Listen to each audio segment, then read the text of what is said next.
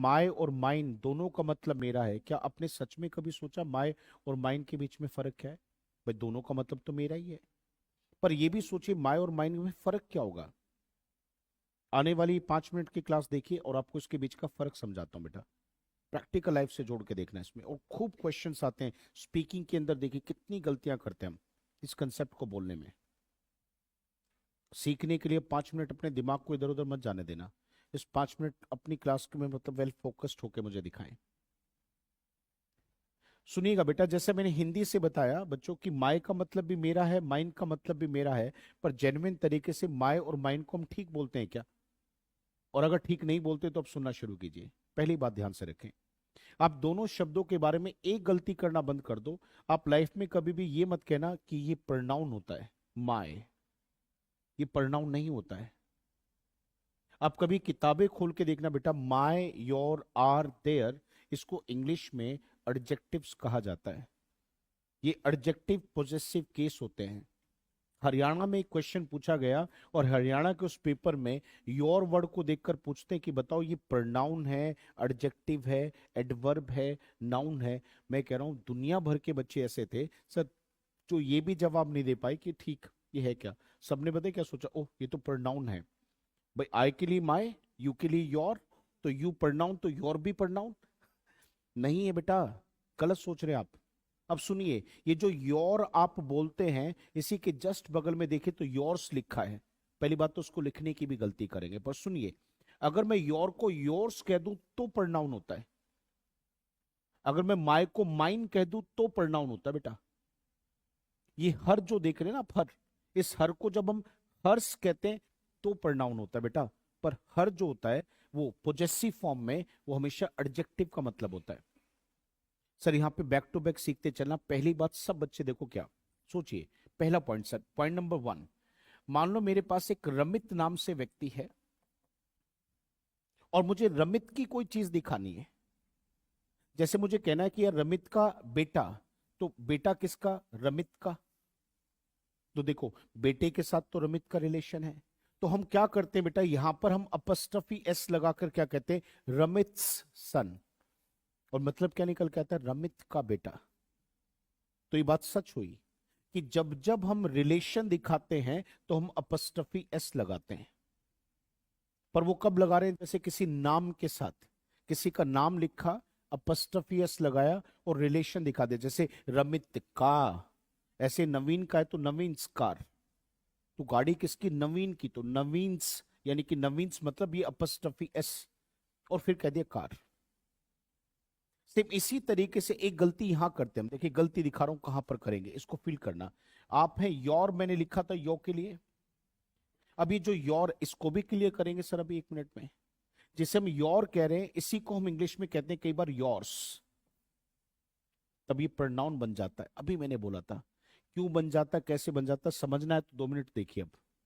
अब सुनो, जब मैं ये योर्स बोर्ड पे लिख रहा हूं तो उसको लिखने के दो तरीके देखिए। एक मैंने योर्स लिखा ऐसे, और एक मैंने योर्स लिखा बच्चों ऐसे। अब ये भी योर्स है वो भी योर्स पढ़ा जाएगा। पढ़ने में दोनों वर्ड सेम है। और ध्यान से देखिए इसमें गलती कर बैठे हम क्या कर रहे हैं, यहां पे योर के साथ अपस्ट्रफी एस लगा के रिलेशन बताने की कोशिश कर रहे हैं, जो कि गलत है। हम कभी भी ऐसे नहीं लिख सकते। तो यानी कि सबसे पहली बात बेटा, जो प्रोनाउन के पॉजेसिव केस होते हैं, आप कई बार देखेंगे तो उनमें एस लगा होता है, पर वो एस सीधा लगता है, अपस्ट्रफी एस करके नहीं लिखता। वो योर्स ऐसे लिखा जाता है बेटा, पर वो योर्स ऐसे लिखा नहीं जाता। तो सबसे पहले मीनिंग पढ़ने से पहले कम से कम ये तो सीखो सर इनके बीच में फर्क क्या होता है, लिखने का फर्क क्या होता है। उसके बाद पढ़ेंगे सर ये एडजेक्टिव और प्रोनाउन का नाम दिया क्यों गया है।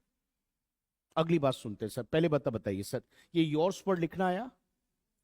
तो बताइए सर, प्रोनाउन पॉजेसिव में अपस्ट्रफी एस लगता है या सीधा एस लगता है? यानी कि अपस्ट्रफी का प्रयोग नहीं होता। पर नंबर 2 पे आते हैं।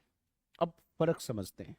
अब ये फर्क समझते हैं कि हम योर को, मैं यहां पे लिख देता हूं, हम इस योर को तो इंग्लिश में एडजेक्टिव कहते हैं, एडजेक्टिव पॉजेसिव कहते हैं इस योर को, और इस योर्स को हम प्रोनाउन पॉजेसिव कहते हैं। प्रोनाउन पोजेसिव कहते हैं और इसे एडजेक्टिव पोजेसिव कहते हैं। अब इसके बीच का फर्क पढ़ते हैं। इसको पढ़ने के लिए आपको इंग्लिश में एक छोटा सा कंसेप्ट और डेवलप करना पड़ेगा सर।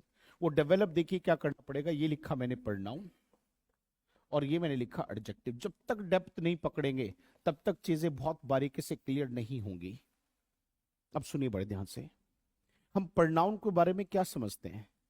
शायद हम ये समझते हैं कि किसी भी व्यक्ति चीज के नाम की जगह जो शब्द आता वो प्रोनाउन होता है। जैसे सोचिए, अगर मैं आपके सामने यहाँ पे रवि के बारे में बात करता हूं तो मैं या तो रवि कह के बात कर सकता हूं या फिर मैं ही कह के भी तो बात कर सकता हूं। तो रवि है नाम और ही नाम की जगह आने वाला शब्द, तो इसका मतलब मैं इसे कह सकता हूं नाउन और मैं इसको इंग्लिश में क्या बोलूंगा? प्रोनाउन, क्योंकि नाम की जगह आया है। तो ये प्रोनाउन का एक सीधा सीधा सा फंडा है। एक ऐसा शब्द जो नाउन को रिप्लेस कर दे, की जगह आ जाए, that's called a pronoun. Pronoun क्या? जो नाउन को रिप्लेस कर दे। अब एडजेक्टिव के बारे में आते हैं। अब जरा एडजेक्टिव को समझ के देखिए। मैं यहां पर आपके सामने कंसेप्ट लेके आता हूं, जरा ध्यान से देखो। मेरे पास क्या है? कोई भी देखो, पानी है। पानी को हमने बोला वाटर। अब सब जानते हैं कि पानी अपने आप में एक चीज का नाम है। यस और नो? सब बच्चे ऑनलाइन ऑफलाइन, यस और नो? Very good. अच्छा मुझे बताओ पढ़ के, क्या किसी भी व्यक्ति को वाटर वर्ड पढ़ने से पता चला कि पानी कैसा? नहीं पता चला होगा। योगेश पता चला बेटा? ये तो केवल वाटर दिख रहा है। पर सोचिए, अगर इस वाटर के जस्ट पहले मैं लिख दूं फ्रेश। फ्रेश मतलब ताजा, ताजे को फ्रेश कहते हैं। एक मैं लिख दूं बेटा यहीं पे देखो स्टेल, स्टेल मतलब बासी। एक मैं यहां पे लिख दूं बेटा वार्म, वार्म मतलब गर्म। अब जो मैं कहता हूं फ्रेश वाटर, ताजा पानी, स्टेल वाटर, बासी पानी, वार्म वाटर, गर्म पानी, तो देखो पानी के पहले जो फ्रेश, स्टेल और वार्म है, क्लियर हो चुका होगा। पर ये तीनों के तीनों शब्द इस पानी को डिफाइन कर रहे हैं, बता रहे हैं पानी के बारे में। और ऐसे शब्द जो किसी व्यक्ति चीज को डिफाइन करते हैं, उसके बारे में जानकारी देते हैं, उसको क्वालिफाई करते हैं, इन सभी शब्दों को हम क्या कहते हैं? एडजेक्टिव्स। अब लिंक करना है तो एडजेक्टिव्स क्या करते हैं? नाउन के साथ लगते हैं। एडजेक्टिव्स क्या करते हैं? नाउन के साथ लगते हैं। और प्रोनाउन क्या करते हैं? नाउन की जगह लगते हैं। ये बेसिक फर्क है। और ये फर्क आपको पता चला तो ये वाला क्वेश्चन तो आपके लिए बच्चों की बात हो जाएगी। जिंदगी में किसी को गलती नहीं कर पाओगे बताने में क्या कि माय और माइन के बीच में क्या फर्क होता है। अब इसको समझने के लिए यहां पर हम थोड़ा सा साफ करते हैं और एक कंसेप्ट लेके आते हैं। रेडी? ऑनलाइन ऑनलाइन सब ऑफलाइन एवरीबॉडी? Yes good. आइए तो फिर एक सेंटेंस देखें। मैंने बोला एक सेंटेंस बेसिक से उठाएंगे बेटा, थोड़ा सा डेप्थ भी चलेंगे। मेरे साथ बोलो सर दिस इज, बोला पड़ेगा sir this is my, mine, का। शाबाश। एक सेकंड, पेशेंस पेशेंस। एक और सेंटेंस लेके आते बेटा, मेरे साथ बोला दिस कार। बेसिक बना के इजी सेंटेंस से सीखे, टफ पे तो चले जाएंगे अभी। दिस कार इज माय, बोले बेटा माय, माइन। अब उस बेस पे आओ, बेस पे समझो। आपने थोड़ी देर पहले पढ़ा था, इस तरफ जितने भी शब्द थे सब ये एडजेक्टिव पॉजेसिव थे। एडजेक्टिव पॉजेसिव क्यों थे अब आपको पता चलेगा। अगर आपने कभी भी माय की मदद से किसी भी चीज को अपना कहा, मेरा, तो फिर आपको यह भी बताना पड़ेगा मेरा क्या। मतलब माय के बाद आपको, इस माय के बाद आपको उस चीज का नाम चाहिए जिस चीज को आप अपना कह रहे हैं।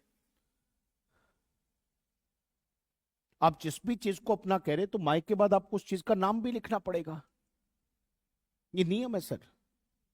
अगर आपने मेरा कहने के लिए माय शब्द का प्रयोग किया है तो आपको फिर ये बात पता होनी चाहिए कि माय वर्ड है एडजेक्टिव। ये वर्ड लिया तो अपने बाद फिर चीज का नाम तो आएगा, लेगा।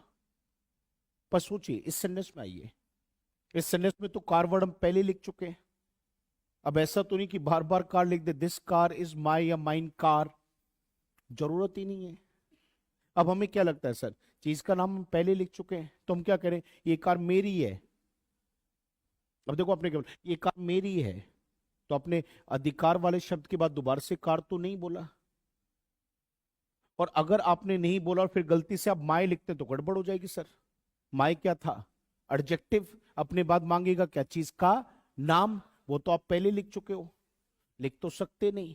तो बेटा देखिए, अगर नाउन, ये लाइन बड़ी इंपॉर्टेंट, अगर नाउन नहीं दे रखा, नाम किसी चीज का नहीं दे रखा, और आपको ये कहना पड़े ये तो मेरा है, कहना पड़े ये तो आपका है, किसी का भी कहना पड़े, तो गलती से भी एडजेक्टिव पॉजेसिव वर्ड मत लगाना। तो नाम नहीं आ सकता, नाउन नहीं आ सकता, तो नाउन की जगह प्रोनाउन आएगा। तो क्या लिखेंगे बेटा, दिस कार इज माय या माइन, और ऊपर आइए sir, this is my car या mine car. Very good, logically समझ में आ रहा है। तो जहां नाउन है, जहां नाउन है तो उसके साथ जो लगेगा वो एडजेक्टिव है, और जब नाउन हटेगा तो उसकी जगह, तो जब नाउन नहीं आएगा तो प्रोनाउन आएगा। ये छोटा सा पॉइंट यहां पे जो आपने अभी अभी यहां पे देखा, इसको लॉजिकली समझ के देख लो आप। सेम चीज आपकी वहां पे अप्लाई होती है। प्रोनाउन क्या करते हैं, नाउन को रिप्लेस करते हैं, और एडजेक्टिव्स क्या करते हैं सर, नाउन के साथ लगते हैं। अब देखिए एक छोटा सा एग्जांपल, सीजीएल, सीजीएल का एग्जाम देखिए, क्वेश्चन दे रहा, कितना बेसिक क्वेश्चन बच्चों को दे रहा, देखो कैसे, our is a great country, great country, isn't it, isn't it, ये पेपर का क्वेश्चन है sir. Our is a great country, सब बच्चे ध्यान से देखेंगे, our is a great country, isn't it, ये पेपर का क्वेश्चन है sir. Our is a great country, isn't it। अब देखो इसका मीनिंग समझ के देखो आप, और मीनिंग समझने से पहले आप याद करो, हम है वी, एक सेकेंड, हम है वी, और कुछ भी हमारा है तो या तो बोलेंगे आर या फिर बोलेंगे आर्स। आपको याद है ना सर, ये जो प्रोनाउन पॉजेसिव होता है उसमें एस ऐसे नहीं लिखते, सीधा एस लगाते, ऐसे लिखते, ऐसे, आर्स। तो आर आर्स दोनों का मतलब हमारा, पर अगर हमने आर लिखा तो ये वर्ड तो अपने आप में एडजेक्टिव पॉजेसिव है। मैं जानबूझ के पीछे भी जा सकता था, पर मैं यहां पे रुका आप लोगों को फील करवाने के लिए। और ये जो बगल में लिखा है आर्स, ये अपने आप में एक प्रोनाउन है। अच्छा बताओ, क्या यहां पे मैं कंट्री वर्ड दोबारा से ले आऊं, are country is a great country, are country is a great country, online online online offline वाले बच्चे, कंट्री वर्ड फिर लगा दूं, नहीं लगाएंगे सर, वो लगा तो रखा एक बार, हाँ जी वो लगा तो रखा है। तो हम क्या बोलेंगे, our country is, sorry, our is a great country या ours is a great country. तो बेटा बताओ, आर या आर्स, मैं एक बार बताओ, ऐसे लिख दूं बेटा इस आर्स को, अच्छा बताओ ऐसे लिख दूं, ऐसे वाला, ऐसे ये आर्स, तो बेटा ना ये आएगा ना ये आएगा, ये आएगा। कंसेप्ट समझ में आया नहीं आया,